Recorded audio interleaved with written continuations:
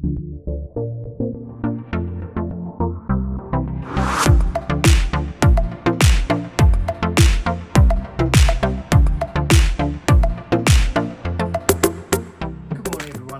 welcome to Berwick Baptist Church online on Sunday the 12th of September 2021. Last week we began a new series called Step Up, brief series, just 2 weeks. And last week we looked at Step Up 1, Becoming Spiritual Parents. This week we're carrying on the theme and we're going to look at some lessons from Jesus. So let's begin by reading from Mark chapter 3 verses 13 to 19. Mark chapter 3 verses 13 to 19. Jesus went up on a mountainside. He called for certain people to come to him, and they came. He appointed 12 of them so that they could be with him. He'd also send them out to preach. And he gave them authority to drive out demons. So Jesus appointed 12 disciples. Simon was one of them. Jesus gave him the name Peter. There were James, son of Zebedee, and his brother John. Jesus gave them the name Boanerges. Boanerges means sons of thunder. There was also Andrew, Philip, Bartholomew, Matthew, Thomas, and James, the son of Alphaeus. And there were Thaddeus and Simon the Zealot. Judas Iscariot was one of them too. He was the one who was later going to hand Jesus over to his enemies. So last week we looked at the idea of stepping up to be a spiritual parent. Today we might say being a mentor to somebody. The rabbi in Jesus' time, a rabbi had the same kind of relationship to a person that we might call a mentor-mentee relationship today. And so we're going to have a look at Jesus and how he mentored and cared for and parented his disciples. If you remember, if you were in church at least last week, I asked you if you'd take some time to go through one of the Gospels and be on the lookout for ways that Jesus gave his disciples opportunities to learn and to grow. These are some of the things that I noticed in Jesus' mentor relationship with the disciples. So what was it then about his relationship with them that made him a good mentor and helped them to grow and mature in their Christian faith? Well, first of all, he had a relationship that was, by the times, unusual. Matthew 23, verses 6 to 7. Matthew 23, 6 to 7 says this about rabbis in general. They love to sit down in the place of honour at dinners. They also love to have the most important seats in the synagogues. They love to be greeted with respect in the markets. They love it when people call them rabbi. And Jesus was very different in his rabbi-disciple relationship to normal rabbis. For one thing, as this verse suggests, he wasn't at all keen on looking for status, being important, being noticed. His relationship with his disciples wasn't about power and control. He wasn't the expert and they were just learners. Often he worked with them in a kind of equal relationship where they were able to learn from each other. Jesus didn't adopt a sort of superior stance. He encouraged a kind of social equality among his disciples. You'll remember that he taught them that the one who wanted to be greatest among them had to be the least, had to be the servant of all. And he practically demonstrated that at the Last Supper when he got a towel out and a basin and he washed the disciples' feet. And he said, look, if I, your Lord and Master, your teacher, have washed your feet, ye should serve one another. So he was a very different kind of rabbi. He cared for his disciples. One of the things about a lot of rabbis was that they kind of treated their disciples, their entourage, as sort of unpaid servants who did all the jobs and all the work and all the hard stuff for them, and they had an easy time. Jesus encouraged the disciples to rest, to have times of solitude and silence with him, as well as doing all the busy stuff. He treated them as friends, not servants. And very significantly, Jesus wasn't all talk. His words, the things he said, were backed up by his authority, by his actions, and by his whole way of life.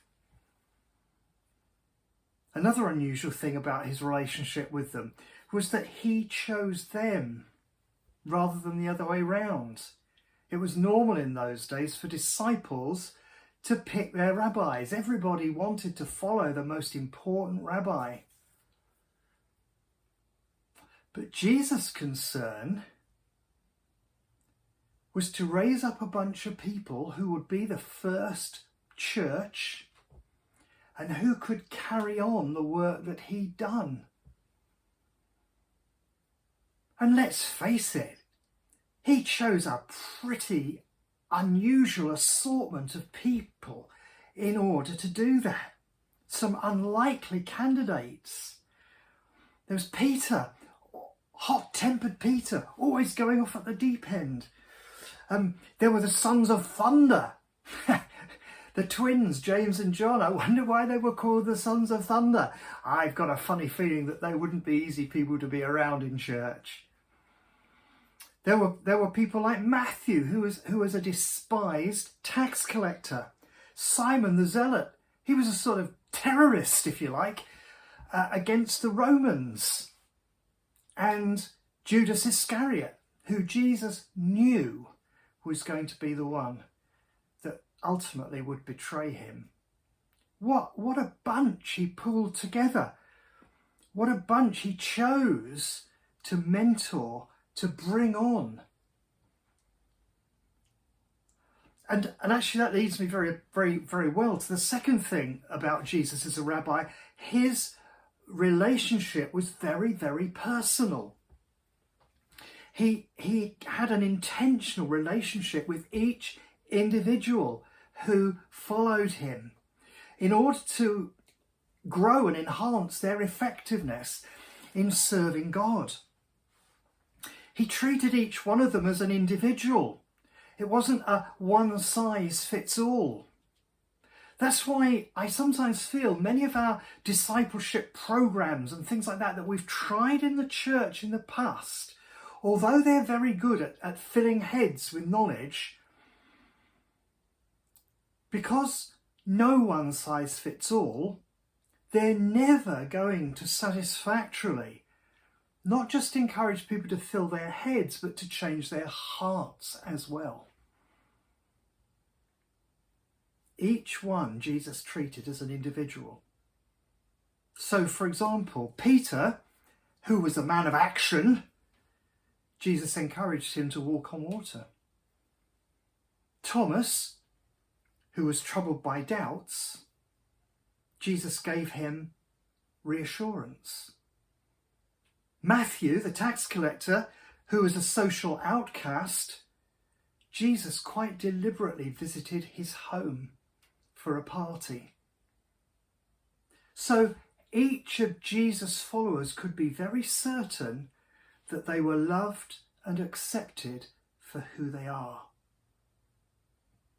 Now that's really important, because as we step out and as we begin to mentor younger Christians, it's important that we know that we value them for who they are, as well as seeing who they could become. It's really important that we don't necessarily look for people who are just like us. God may send our way people who are completely unlike us. It's important that we don't see a mentor-mentee relationship as a way of us looking more important, as having somebody to boss about, as having someone that we can shape and make like us. Really important that we follow Jesus' example along the way. Another thing, his relationship with them was special because he quite deliberately made himself available and vulnerable in his relationship with them. He shared his life with them. They lived and they travelled together for 3 years. They slept rough out around a fire together. They ate where they could. They drank where they could. They were constantly on the road, sharing life together. And there's no better place to learn how Christian faith works than when you're travelling together. It's no accident that the metaphor of travelling has always been really important to Christians down through the years. And Jesus travelled with the disciples. They saw him on his good days. They saw him on his bad days. The reading that we started off with says something really significant and very simple. It's so easy to miss it. It says that he called 12 people to him in order that they could be with him. Not that he could teach them, not that he could shape them, but that they would be with him. And there's no better way to learn than sharing of lives together. He also called them so he could subsequently send them out to do what he did.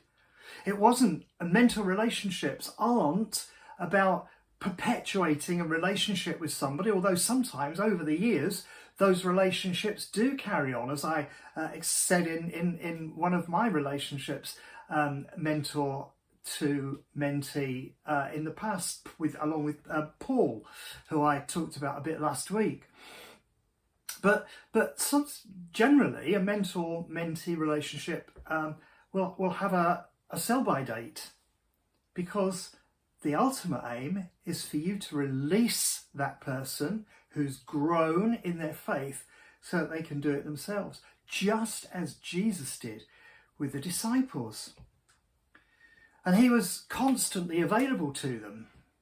He shared his wisdom, he shared his power, he shared his love with them, so they could see that the deep relationship with his Father, out of which he did everything he did. They observed him doing that. They saw him praying. They saw him in anguish as he prayed for situations. They were there while he prayed. They were there while he did his miracles and the various things that he did. They were there while he taught the crowds.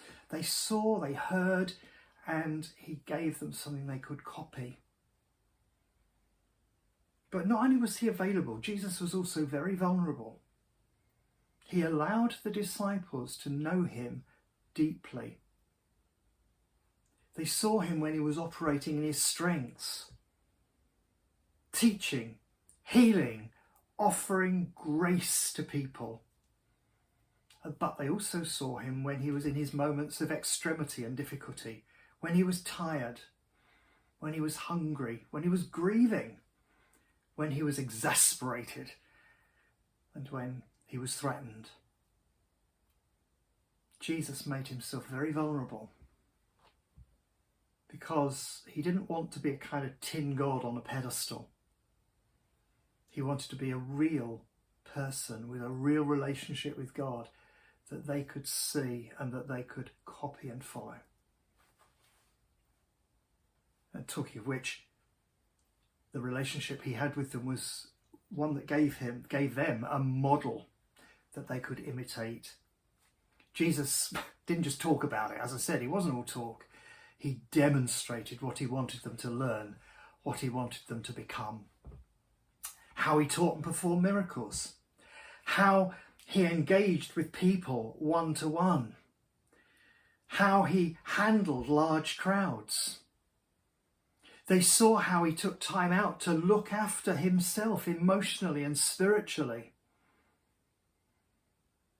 They saw him deal with conflict, criticism, and hero worship. He modelled healthy rhythms of life, activity and rest, prayer and solitude, working and waiting. And as I've already said, he gave them a brilliant example of how to be a servant leader. And then, as well as being different, the relationship that Jesus had with the disciples was also very empowering. Luke 9, 1-6, and then verse 10. Jesus called the 12 disciples together. He gave them power and authority to drive out all demons and to heal sicknesses. Then he sent them out to announce God's kingdom and to heal those who were sick. He told them, don't take anything for the journey. Don't take a walking stick or a bag. Don't take any bread, money, or extra clothes. When you're invited into a house, stay there until you leave town. Some people may not welcome you. If they don't, leave their town and shake the dust off your feet. This will be a witness against the people living there. So the disciples left. They went from village to village. They announced the good news and healed people everywhere. The disciples returned. They told Jesus what they'd done.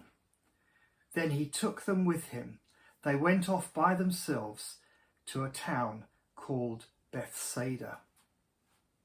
So Jesus lived with the disciples, watched the disciples, talked with the disciples, and when he judged they were ready, he gave them assignments of their own.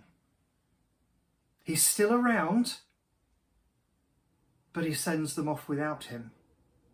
He empowers them for tasks. He gives them a clear strategy, clear instructions. He delegates his authority to them.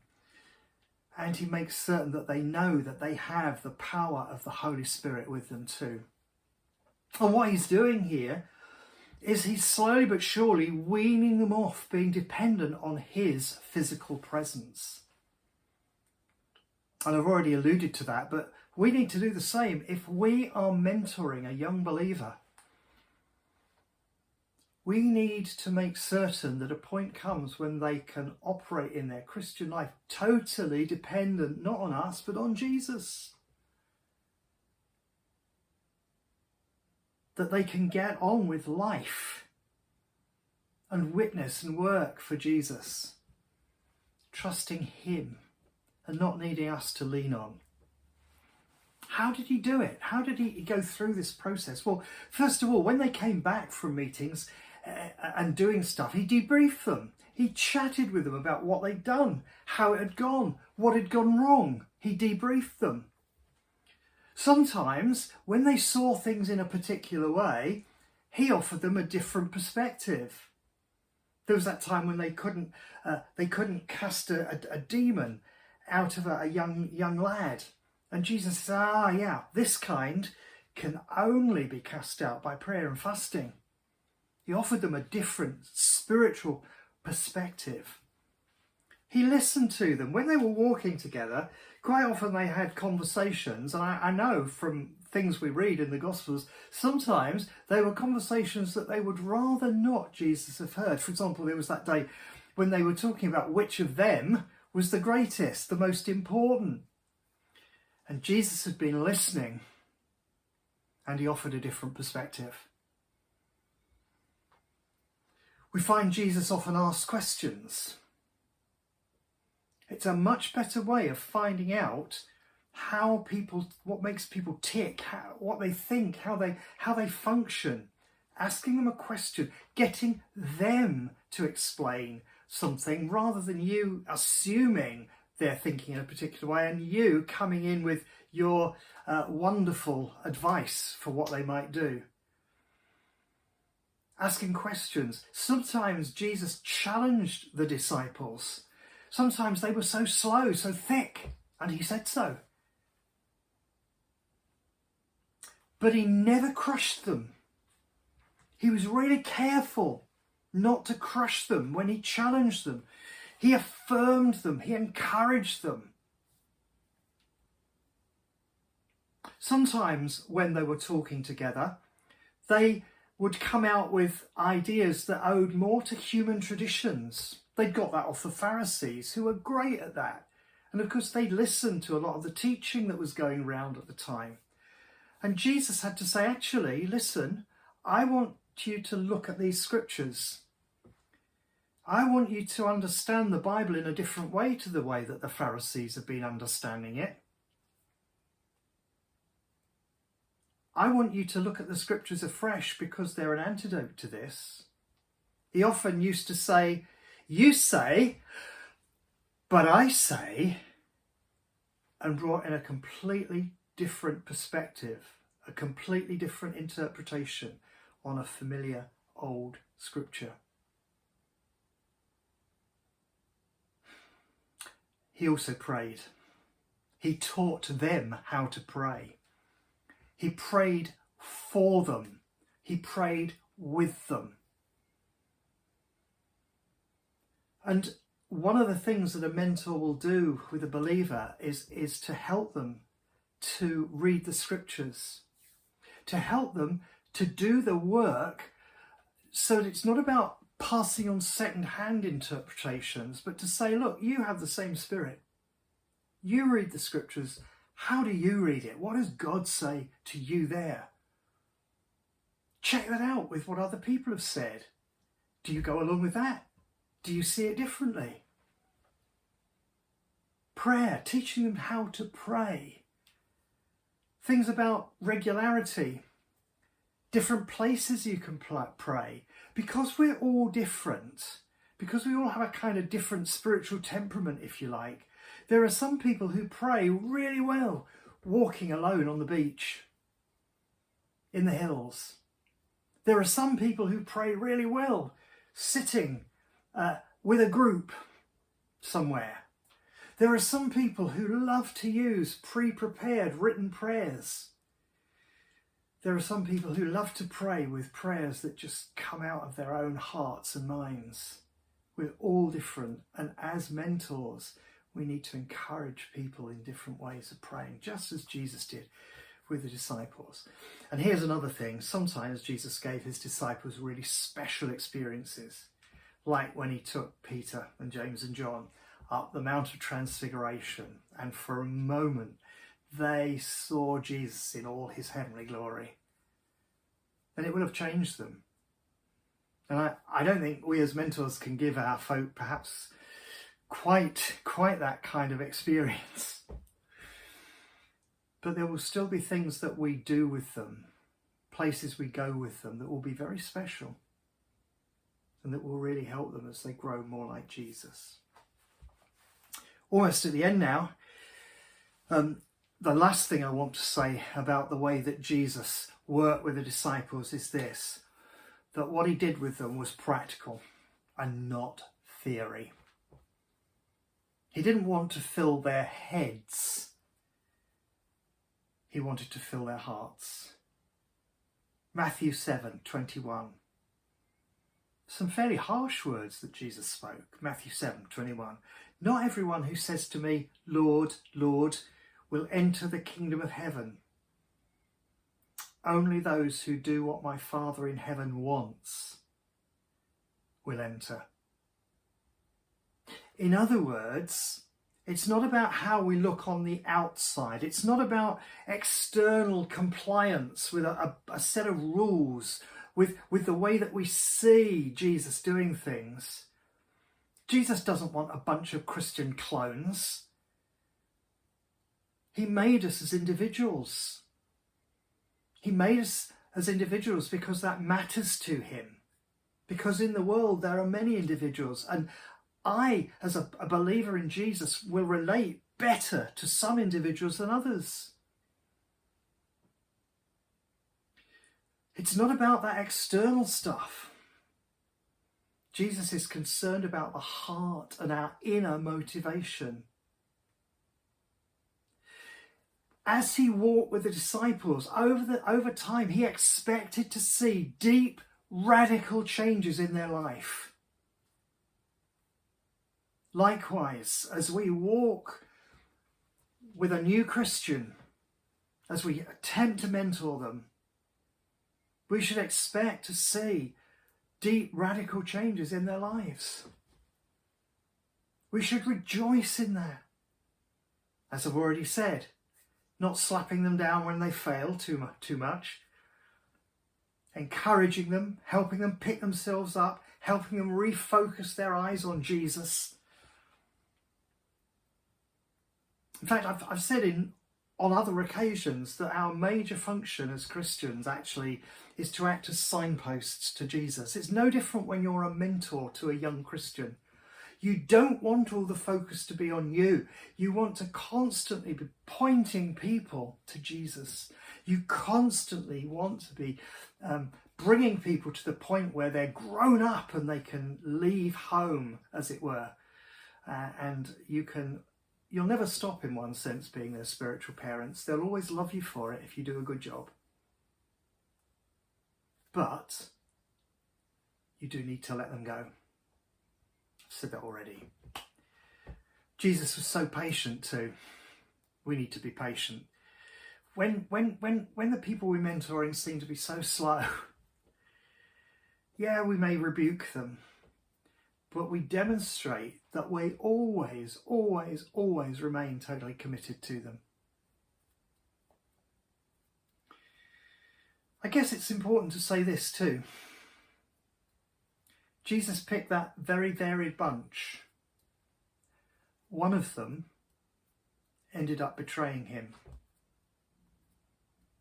And sometimes, with people that we mentor, we'll also be saddened, disappointed, perhaps, by the course that their life takes. But we don't stop praying for them. We don't stop caring. We don't stop loving them. We don't stop hoping that God will draw them back.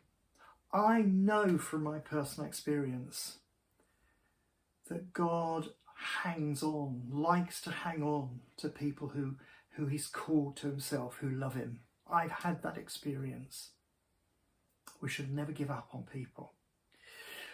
And similarly,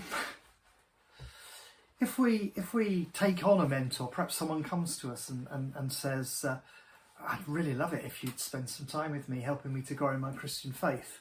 I talked about that a little bit last time. And after a few weeks, you or they realise it just isn't working. Perhaps your characters are just so different that it's becoming more harmful than good. Well, don't be afraid to say it's not working out. There needs to be no animosity, just a recognition that maybe this is a journey that you're called on not to take together. Never be afraid to honestly say whether you're a mentor or the one who's being mentored.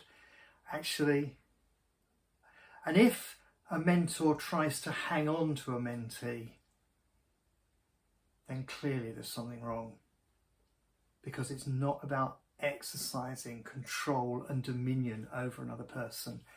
It's helping them to grow to independence in Jesus. Last week I talked about how I entered into a mentor relationship with a young guy called Paul. This week I want to kind of finish with a couple of people who mentored me. I was going to talk about a couple called Tom and Jill, who I used to spend loads of time. They were a young couple with a young family.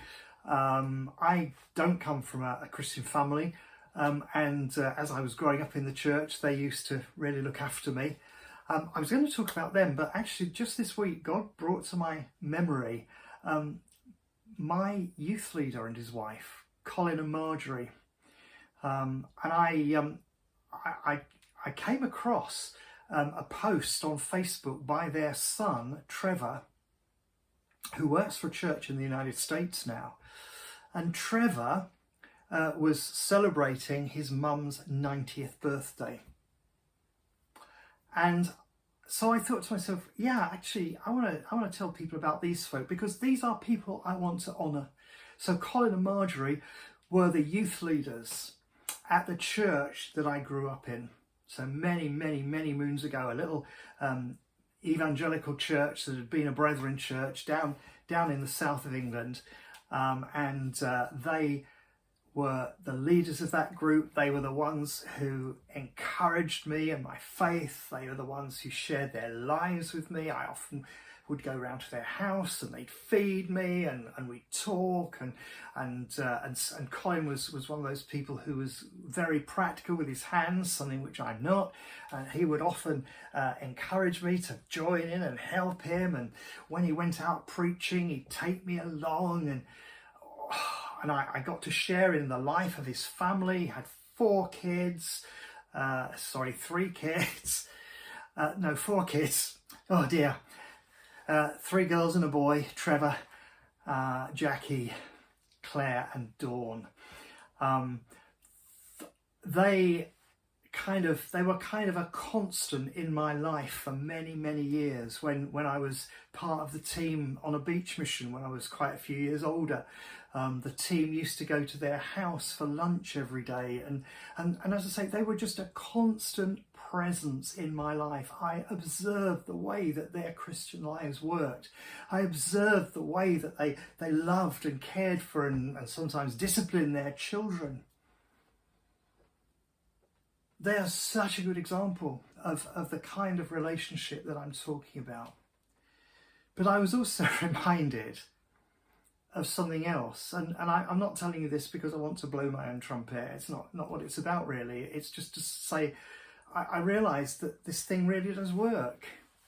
Because when I was going round as a Christian musician, playing in clubs and schools and all sorts of places, Trevor, their son, came to me one day and said, Dave, when you go around, can I come and help you by doing your PA system? Can I, maybe even I could, I'm playing the bass guitar, maybe I could play along.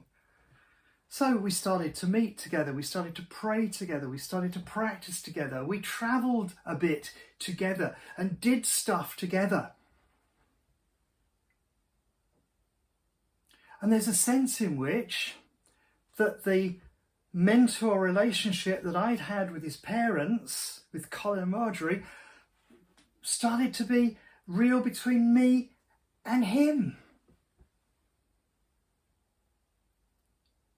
And not every mentor relationship works out, but that one did. And, later we kind of lost touch. And when I picked up with him again, he was living in America and working with a church, a Presbyterian church down in Georgia, in the south of America. And I've said before that one of the most satisfying things in my Christian life has been the times that God has enabled me to work with and bring on others. And I'd love it for you to have that same sense of satisfaction under the Lord. Where is God? Where is God leading you? Who is God leading you to? Are you preparing yourself? Are you telling God you're willing? Are you preparing yourself to be able to mentor young believers that God brings across your path? Was the way that Jesus did stuff that we've looked at briefly this morning, was that effective? Did it work? Did he bring on the disciples? Did he enable them to become independent? Well, here's my parting shot this morning. You and me, we are the evidence that the way Jesus did things actually works.